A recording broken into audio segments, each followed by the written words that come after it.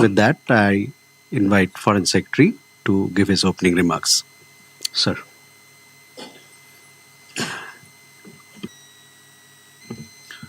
Thank you, Randir.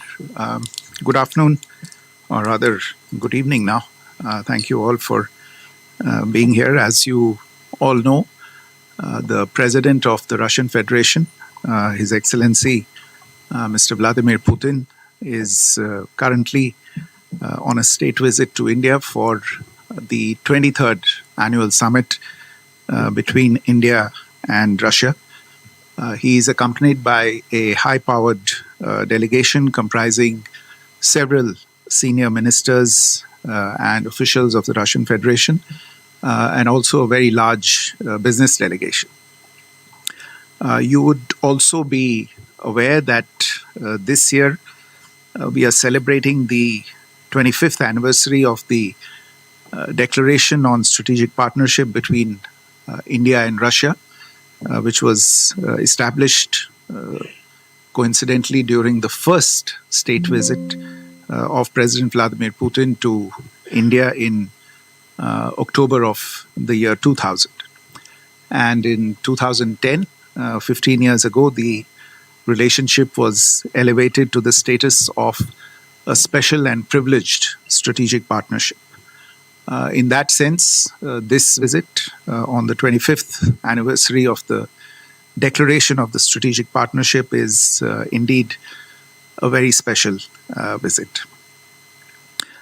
In a very special gesture, President Putin was received on arrival yesterday evening at the airport by the Honorable Prime Minister himself. The two leaders then rode together to the Prime Minister's official residence, where the Honorable Prime Minister hosted President Putin for an informal dinner, over which there was a frank and candid exchange of views between the two leaders on a wide range of bilateral, regional, and global issues. This morning, President Putin was accorded a ceremonial welcome and guard of honor at the forecourt of Rashtrapati Bhavan, following which he visited Rajghat, where he paid floral tributes to the father of the nation. Both leaders then convened at Hyderabad House later in the morning to hold wide-ranging discussions in restricted format, followed by a lunch hosted by the Prime Minister. The leaders thereafter jointly took part in the India-Russia Trade Forum held in Bharat Mandapam just a short while ago, with the presence of key stakeholders from the business community, both in India and in Russia. The focus of the forum was on the shared ambition of both leaders to expand the economic dimension of our bilateral partnership by increasing our bilateral trade in a balanced and sustainable manner, including primarily by increasing India's exports to Russia, strengthening industrial cooperation, and forging new investment partnerships. The outcomes of discussions during the business and sectoral discussions that have been ongoing over the last 2 days were presented to the two leaders this afternoon. For details on these, I would refer you to our Ministry of Commerce, which has been coordinating these events. Later on in the evening, today, Honorable Rashtrapati Ji will receive President Putin at Rashtrapati Bhavan and will be hosting a state banquet in his honor. Now, as to the focus and outcomes of the visit, both sides have adopted a joint statement, which you might have had opportunity to see. The joint statement testifies to the India-Russia relationship as a time-tested, progressive partnership that is anchored in trust and mutual respect. It reflects the very special nature of our ties and provides a comprehensive framework for further deepening our multifaceted bilateral partnership. In addition to the joint statement, there were several agreements and MOUs that were concluded and exchanged during the visit, some of them in the presence of the leaders this morning. These include agreements on labor mobility, on maritime cooperation, health, culture, trade, media cooperation, as well as several business-to-business MOUs. And I think the details of these are available on our website as well. Economic cooperation, I would say, is the driving impulse and the most important focus of this particular visit. As I said just a while ago, expanding bilateral trade and strengthening economic cooperation requires swiftly addressing non-tariff barriers and regulatory impediments, enhancing Indian exports to Russia in sectors such as pharmaceuticals, agriculture, marine products, and textiles is important to correct the trade imbalance. And each one of these sectors in considerable detail was discussed between the two leaders today, with both of them pointing to the opportunities that existed in these areas and what were the steps that were needed that could be taken by both sides in order to move towards the mutually shared objective of increasing trade in these areas. Agreements in mobility, as I said, and these are two agreements in particular: the agreement on temporary labor activity in both states and the agreement on cooperation in combating irregular migration. They form a centerpiece of the understandings reached during the ongoing visit. Indian skilled workers, especially in IT, in construction, and in engineering, will help meet Russia's labor needs and deepen our bilateral cooperation. In fact, there is increasing interest among Russian businesses and industries to hire skilled manpower from India to support growing economic activities in Russia. The India-Russia Trade Forum that concluded just a short while ago, which the leaders attended together today, thus becomes a very key element of the visit. You would have followed that. Both the leaders gave a joint call for action to their respective businesses to expand the linkages between them. In this context, I would like to point to another very significant outcome of this particular visit, which is the program of economic cooperation going up to 2030 that has been adopted during this particular summit. And it also serves to give overarching guidance to both sides to expand the scope of the economic dimension of this relationship. The discussions today also focused considerably on the proposed free trade agreement that is under discussion between India and the Eurasian Economic Union, which is again expected to help address the issue of the trade deficit. It was agreed between the two sides that negotiations should be fast-tracked for early conclusion within the stipulated timelines. The terms of reference for this agreement had in fact been finalized and signed during the visit just a few weeks ago of the External Affairs Minister to Moscow. I think it was in August of this year when he had co-chaired the India-Russia Intergovernmental Commission on Trade, Economic and Cultural Cooperation with Mr. Denis Manturov, the first Deputy Prime Minister of Russia.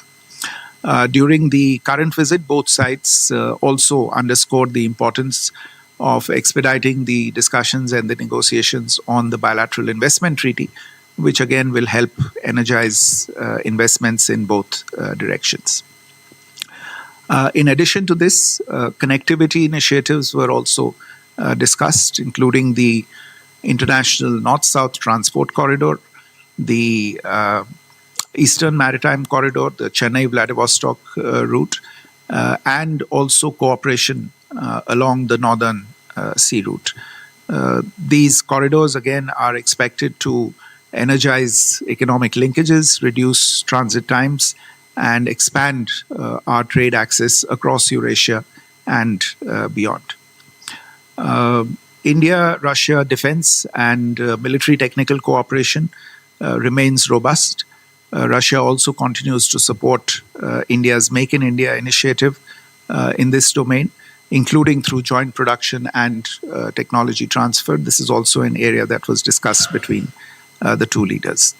The Prime Minister appreciated President Putin's support in expediting the opening of two new Indian consulates in Kazan and Yekaterinburg. The plaques for the two new consulates were, in fact, again unveiled by the External Affairs Minister during his recent visit to Russia for the SCO Heads of Government meeting. These consulates will further deepen our regional outreach in Russia and enhance trade, academic exchange, other kinds of collaboration, including culture and people-to-people ties. On global and multilateral issues, both leaders reaffirmed their shared commitment to the reform of global governance. We underlined the imperative to reform the UN Security Council to reflect contemporary realities, and our collaboration in forums where both India and Russia are members, such as the G20, BRICS, and SCO, remains forward-looking. Now, President Putin also briefed Prime Minister at considerable length concerning recent developments on the conflict in Ukraine, including on the talks that are currently underway between Russian representatives and US authorities. Prime Minister reiterated India's long-standing position on this conflict, emphasizing India's interest in seeing the earliest possible cessation of hostilities and a sustainable resolution of the conflict through dialogue and diplomacy. And you would have heard the Prime Minister's remarks during the press event earlier today. India stands ready to provide any assistance required in this effort and to play an appropriate role in this effort. The two countries also, or rather the two leaders also discussed the situation in other regional hotspots around the world. On terrorism, the two leaders reiterated their resolve to fight jointly against all forms and manifestations of terrorism, and the Prime Minister reiterated India's zero-tolerance stance on terrorism, and President Putin reiterated Russia's support for India in this effort. So to conclude, I can say that the visit has helped deliver some very substantive outcomes. The rich discussions between the two leaders have helped deepen the trust and mutual respect for each other's core national interests. As I said earlier in my remarks, the overarching focus of this particular summit was to expand and strengthen the economic dimension of our partnership, to advance towards the shared goal of reaching $100 billion in bilateral trade by 2030. The India-Russia relationship also remains an anchor for constructive engagement in an increasingly complex geopolitical environment, and both our sides are committed to continue to do our part in addressing the challenges that the current environment poses for both countries. Let me stop here, and if you have some questions, I know we have a hard stop in a short period of time, but we'll be happy to take a few questions. So, can we begin with Pranay here?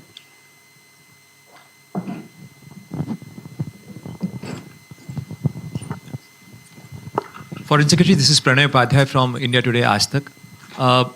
The joint statement mentions about the interoperability of the payment system and the currency exchange system as well in rupee ruble trade. So, what is the mechanism agreed between India and Russia to make it, insulated from the Western sanctions? And how many Indian banks are ready to accept ruble as a mode of payment? Siddhant?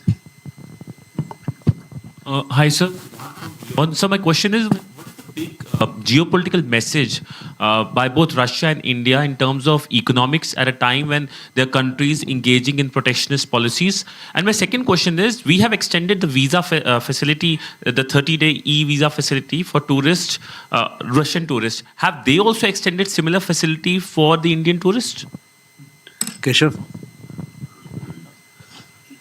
Thank you, sir. Keshav here from the print. My first question is on this irregular migration from the Mobility Pact. Here, sir. Is there anything in this pact that deals with the status of the Indians in the Russian army? And was that raised between the two leaders at any level? And I just wanted a clarification from the joint statements. It had a line on Iran and that only through dialogue can the Iran nuclear situation be solved.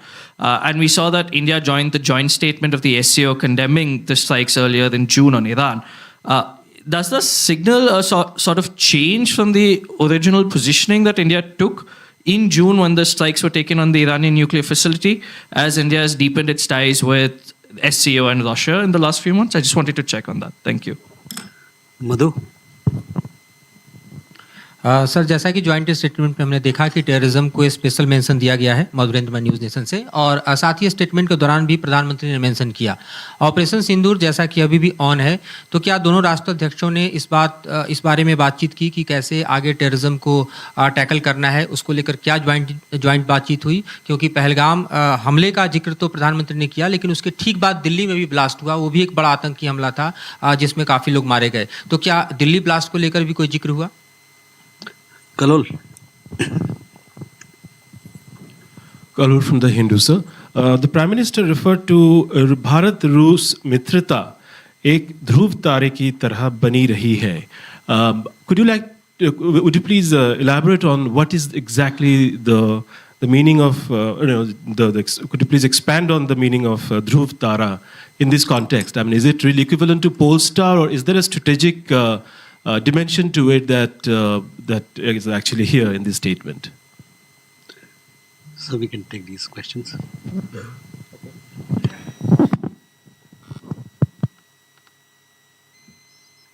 On Pranay, your question on interoperability, payments, the resort to payments in national currencies, that is increasingly happening for bilateral trade. Look, both countries are continuing to work together to promote mutual trade in our national currencies. You would be aware that special rupee Vostro accounts have been opened in significant numbers. They right now form a very effective mechanism in terms of lubricating, so to speak, the trade flows between the two countries. In terms of numbers, I don't know if I recall immediately, but I think there are more than 24, close to 24 banks that have opened a large number of these special rupee Vostro accounts that facilitate the trade between the two countries currently. We also hope, as I said, one of the major objectives during this visit was to reach understanding on how to increase Indian exports to Russia so that we can better address the trade imbalance between the two countries. I think doing these two things together, handling the trade balance together with expanding opportunities for settlement in national currencies will allow us to move towards this particular objective. Siddhant, your question on geopolitical messaging, Look, the India-Russia relationship, as I said, is an important relationship, not just bilaterally, but in terms of its regional as well as global significance. I have mentioned that it remains an important anchor for constructive engagement in a very complex geopolitical environment.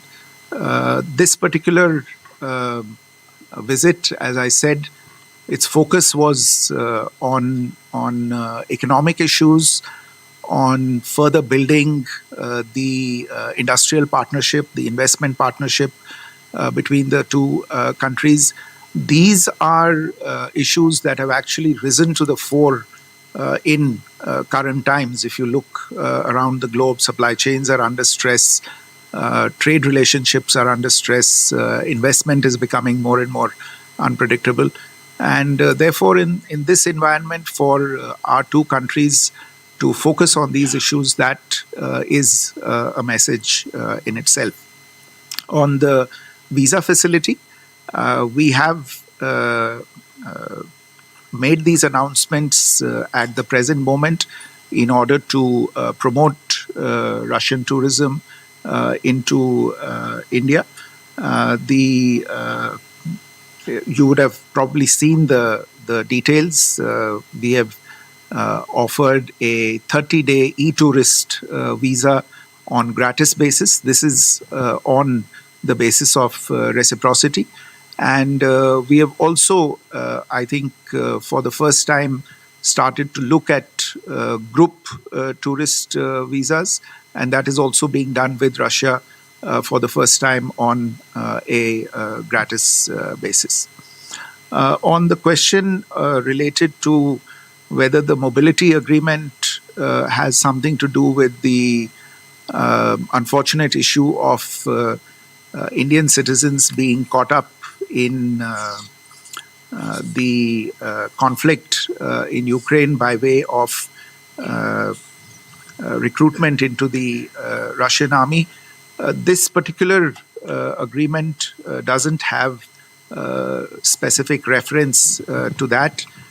In any case, I can share with you that this issue of the recruitment of Indian citizens into the Russian armed forces was broached by the Prime Minister, and our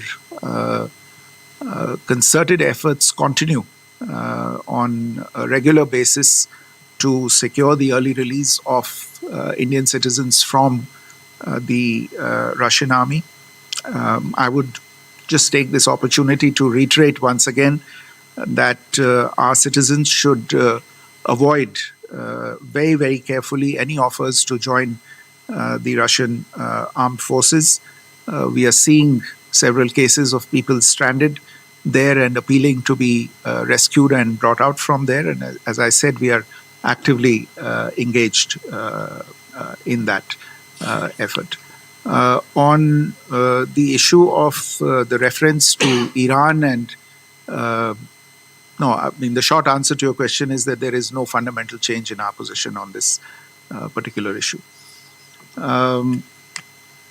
मधु, आपका प्रश्न था कि आतंकवाद को लेके जो आज बातचीत हुई और जो आतंकी हमला दिल्ली में हुआ, आपकी बात सही है। ये इस विषय पे खुल के बातचीत हुई दोनों लीडर्स के बीच।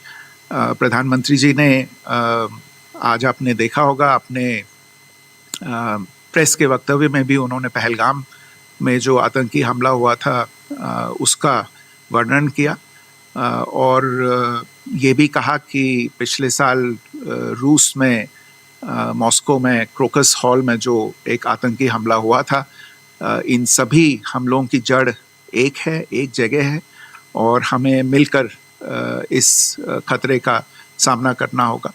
तो इस पे बातचीत हुई और जैसा मैंने पहले भी कहा, रूस की ओर से हमेशा हमें इस विषय पे सहारा मिला है, उनकी सहानुभूति मिली है, उनकी मदद मिली है और हमें आशा है कि आगे भी ये जारी रहेगा.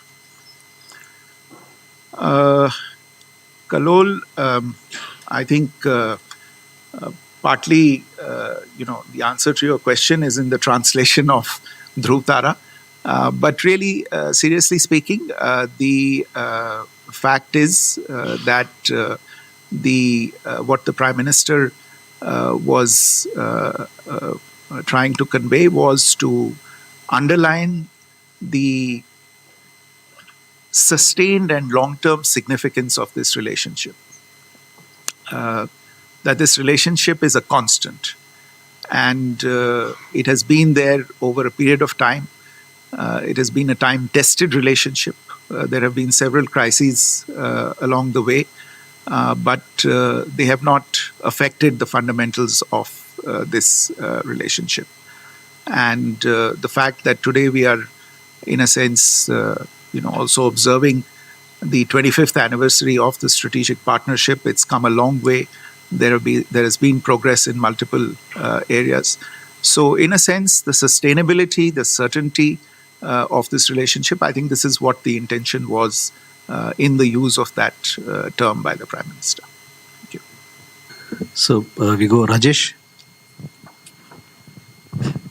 Good evening, sir. I'm Rajesh Roy from the Associated Press.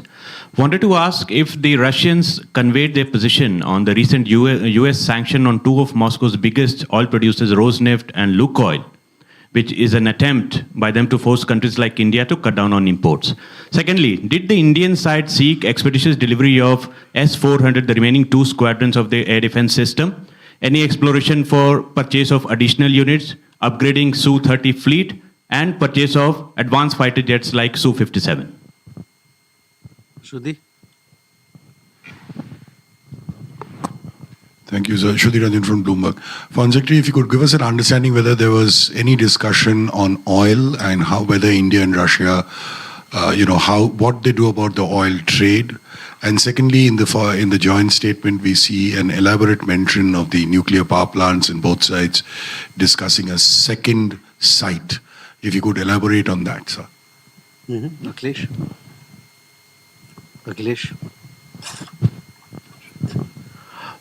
Sir मैं अखिलेश सुमन हूँ डीडी न्यूज़ से. एक आम आदमी का सवाल है कि बहुत सारे इंडियन स्टूडेंट्स जाते हैं रसिया में मेडिकल की पढ़ाई करने के लिए, और जब वे वापस आते हैं तो उनकी डिग्री को मान्यता तो मिलती है, लेकिन उनको 1 साल तक इंतज़ार करना पड़ता है प्रैक्टिस के लिए. तो आज हेल्थ कोलैबोरेशन की बात हुई, एकेडमिक कोलैबोरेशन के लिए साइन किया गया, तो क्या इस इशू को भी टिकअप किया गया है या आगे किया जाएगा कि उनको यहाँ प्रैक्टिस के लिए 1 साल का इंटर्नशिप या फिर एग्ज़ाम नहीं देना पड़े? Angsha. Excellency, this is Anangsha Matra. Excellency, President Putin has presented a Russian language edition of Gita. We know the history.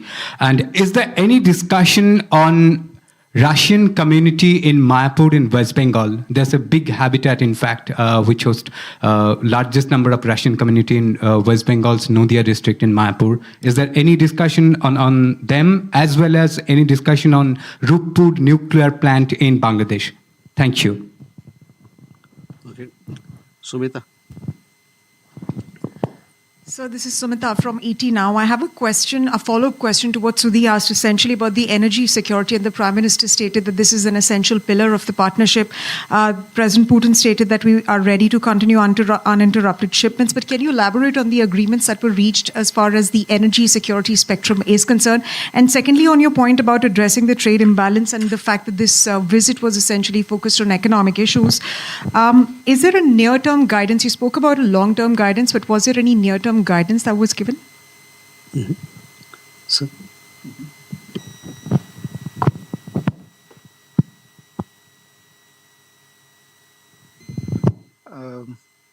I think insofar as the Russian position on the sanctions that have been imposed, well, obviously there was a discussion on what has been happening with regard to energy cooperation between the two countries, and the Russian side put forth its position on the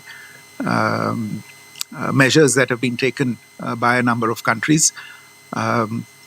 You didn't have to be inside the room to guess what that position is. It's fairly obvious. But insofar as the discussions on related to energy are concerned, and this also goes to I think the last question posed on the narrative on energy security.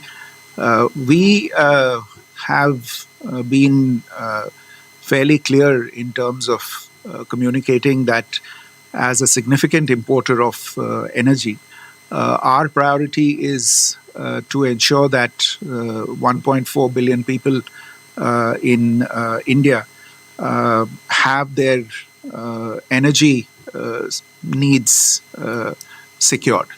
And our energy sourcing policies are guided entirely by this imperative. Ensuring stable energy prices and secure supplies are the twin goals of our sourcing policy. And part of this, therefore, goes into the area of diversifying energy supplies, and our partners, traditional as well as new, understand this and appreciate this. They also appreciate that Indian companies will take, and I point to the fact that this is something that covers both private companies as well as public companies, because in both cases these are publicly listed companies. They have fiduciary responsibilities, and therefore these companies make decisions on the basis of evolving market dynamics, on the basis of the commercial issues that they confront while sourcing their supplies. Within the four corners of this approach, we are continuing our cooperation between the two countries. On your other question related to various defense platforms, I think you would be aware that yesterday evening there was a meeting between the defense ministers of the two countries in the framework of the India-Russia Intergovernmental Commission on Military and Military Technical Cooperation. I don't have the details or readout of that particular meeting, but I imagine that these issues that you referred to were discussed in that meeting. Between the Prime Minister and President, as I said in my earlier remarks, there was a general discussion on the robustness of and the long-standing nature of the India-Russia defense and military technical cooperation, and the fact that Russia is also participating in several Make in India defense related programs. And a lot of the focus was on, in fact, legacy cooperation between the two countries. But for the specifics, I think you would have to refer to the discussions yesterday that took place between the two delegations of the ministries of defense of the two countries. Shruti, insofar as your question related to oil is concerned, I think I've already answered. On the nuclear power project, as you are aware, actually there was a considerable amount of discussion on nuclear-related issues between the two leaders. Kudankulam 1 and 2, as you are aware, are already connected to the national grid, generating electricity. Work is currently underway on units 3 to 6, where, in fact, a number of the critical shipments with regard to units 3 and 4 are underway, and work to conclude agreements for similar things with respect to units 5 and 6 is already also proceeding in parallel.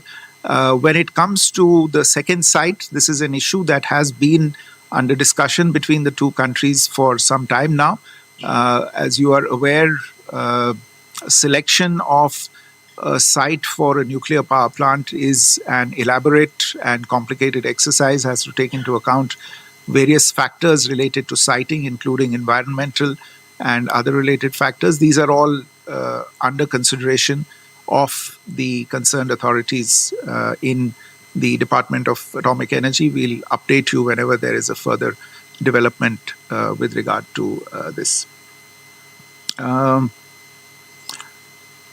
Akhilesh, आपने medical students के बारे में जो सवाल पूछा है, जहाँ तक मेरी जानकारी है, रूस में जो हमारे किसी भी विदेशी मुल्क में हमारे विद्यार्थी जब पढ़ने जाते हैं, जब मेडिसिन की पढ़ाई के लिए जाते हैं, तो उन्हें वहाँ डिग्री मिलती है.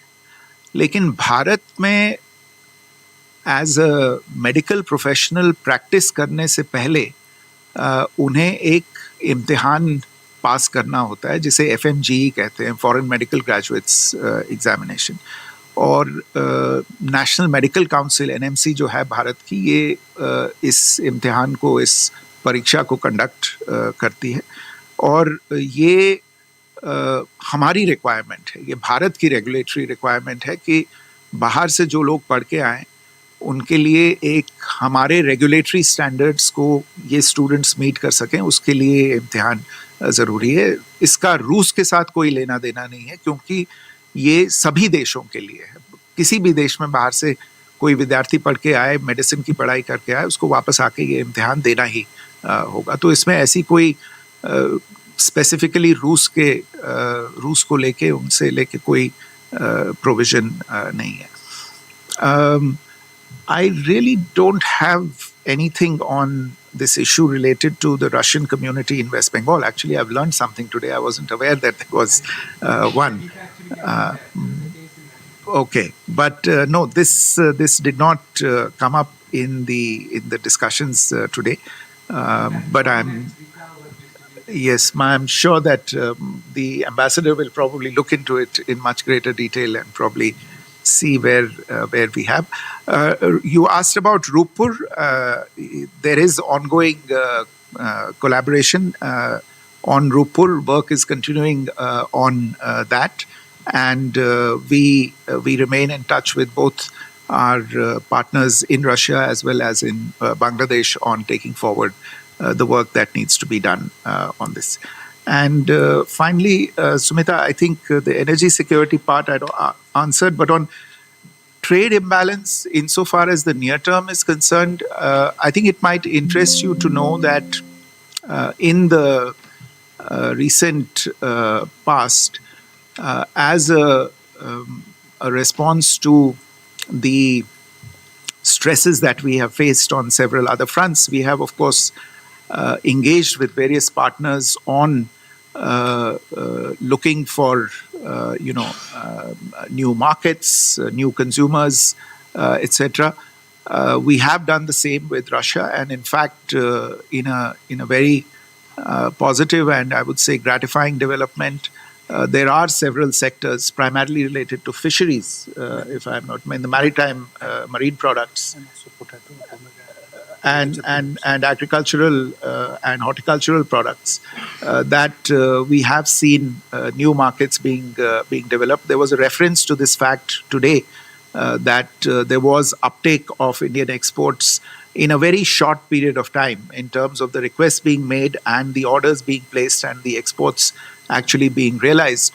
And there was encouragement to take this further. And in fact, the Russian side said that they would be ready to look at other products. In fact, there was a reference that, if we were able to export these products in large quantities to many other parts of the world, there was no reason why they could not be exported to Russia as well. So short-term guidance, if you will, was for exporters to connect more intimately with each other and explore opportunities. And that is also what the forum this afternoon was all about, in terms of getting the importers and exporters together to explore these very opportunities. Well, thank you very much. With that, we come to the close of this session. Thank you for your presence, ladies and gentlemen.